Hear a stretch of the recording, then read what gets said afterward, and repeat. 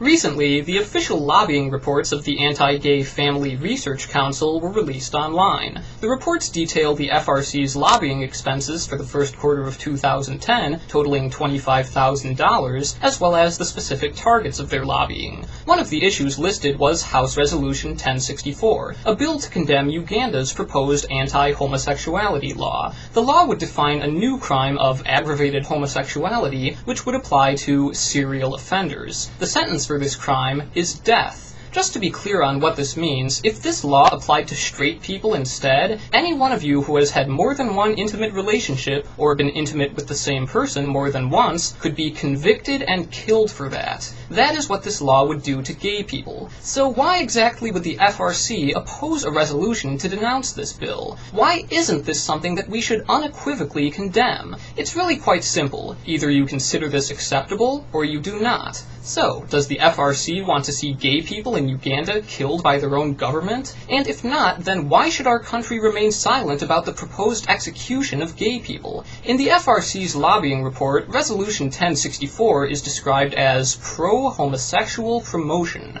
Really, FRC? Saying that gay people shouldn't be killed is just pro-homosexual promotion to you? So now it's pro-homosexual to refrain from murdering us, from outlawing us, from making our very existence illegal? That's not pro-homosexual. It's pro-justice. It's pro-freedom. It's pro-humanity. And if your twisted ideology leads you to abandon the most basic respect for human life as being pro-homosexual when it happens to encompass anyone who isn't straight, you really need to reconsider what it is you stand for. If you don't want our country to denounce the murder of gay people, then you either don't think this is wrong, or you don't think it's wrong enough to speak out against. But this is not a trivial wrong. People's lives are at stake here, and if you think that's any less important just because they're gay, you are a blight upon the earth. Of course, while the FRC may be morally clueless, they can recognize a PR disaster in the making. After their lobbying reports came to light, they released a statement to try and explain their intentions here, as if there's anything to explain. According to the FRC, they do not support the proposed law in Uganda, and they were only lobbying to change the language of the resolution, specifically to remove sweeping and inaccurate assertions that homosexual conduct is internationally recognized as a fundamental human right.